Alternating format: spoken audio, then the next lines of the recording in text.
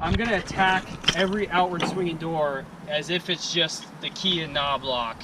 I'm gonna start with my irons, right? Hopefully a saw's coming around the back side, but a lot of times this is the Charlie side of a commercial building.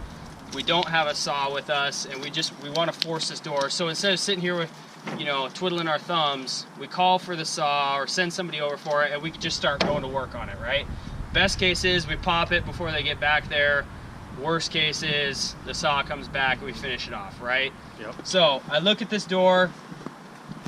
I'm looking for, you know, are there carriage bolts, right? Carriage bolts indicate drop bars.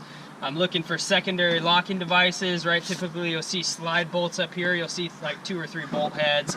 Slide bolts down low, 2 or 3 bolt heads, something like that, right? Panic hardware, it's easy. You think about the latch in panic hardware. It's just a really easy little throw. Okay, it's no different than a key and knob lock. So the one that's going to affect my forcible entry, if anything, will be carriage bolts. And I don't need a saw to defeat a drop bar. Okay, I can defeat a drop bar with my irons pretty darn quickly. And the way that I do that is initially I start by just going to force it regularly. Okay, and then when I start forcing it, because if nobody engaged the drop bar, but I started wasting time attacking it, then I waste a bunch of time, right? So I'm gonna start attacking it like normal, and then all of a sudden I'm gonna see, okay, there's a drop bar and it's engaged. So if there is a drop bar, I take my pick of my Halligan and I put it wherever that carriage bolt is. I put it right on the carriage bolt. And my goal with this Halligan is just to, with the pick, is just to drive it straight through the bolt path, okay? And I have whoever's hitting me, I put it here, and I just stay out of the way, and I let him hit, and we go all the way through. Now, metal doors, it seems like, okay, it's a metal door, like how hard is that to drive through? I'll show you guys video of me doing it. They're foam filled, right? They've got metal skin, they're foam filled. This pick goes through in probably 4 or 5 swings of that axe, okay? It goes through really quickly. So once I get that through, boom, now I drop down to this one, get it through, boom, and then I just take every time I pierce that skin of that door and I drive this thing all the way through, I just take it and I kind of ream the hole out a little bit, right? And it just creates a big opening there. I do the same thing here.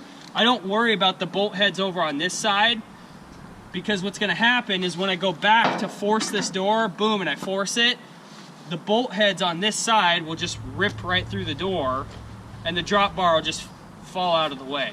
So I don't need to waste time attacking bolts. Even when you're doing it with a saw, attack the lock side bolts. Don't worry about these ones over here, because the panic bar will just go like that and they'll fall out of the way, okay? So that's what I do for carriage bolts.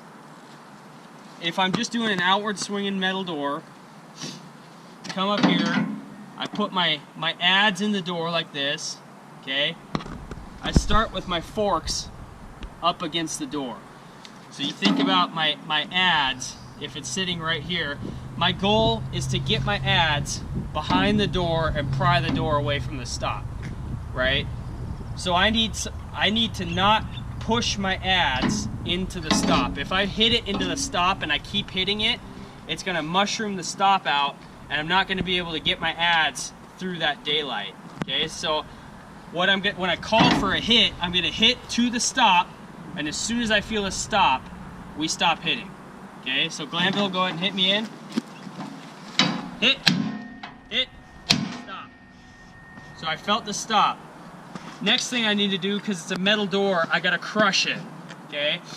If I don't hit myself far enough in and I start crushing, I'm gonna skin the door, right? We can look at like this metal door over here. We can go over there and look. It has skin. When they make the doors, there will be a seam, and typically the seam's either gonna be in the middle of that door or it's gonna be on the back edge of the door, okay? In the middle of the door, that's not gonna skin very easily. If the seam is on the back edge towards the stop, that's the one I gotta worry about. So when I go to crush this door, boom, like that, right?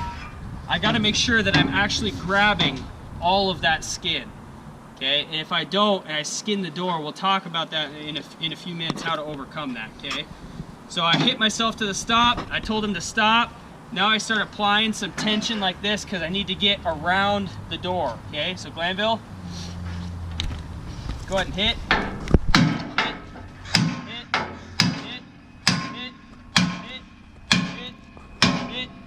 Hit.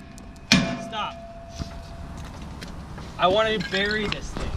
So if I don't bury it, I'm not getting the most out of my mechanical advantage, right? When I bury it here, I'm getting a lot of mechanical advantage. Anytime I force the door, don't go here, right? I have less mechanical advantage the further up the shaft I go. If I go out here, I'm using the most mechanical advantage because I'm using the full length of the bar, okay?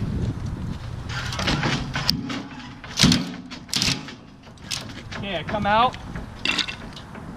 Now right here, a lot of guys, they'll start trying to reach this thing. You can sometimes get it, but when you're out to this point, remember the strongest part of our Halligan, the most mechanical advantage is that cracking, that 15-to-1, right? So get it out here to parallel, crack it all the way down, clear it. Okay, that crack will save you a lot of bouncing on that bar. Okay.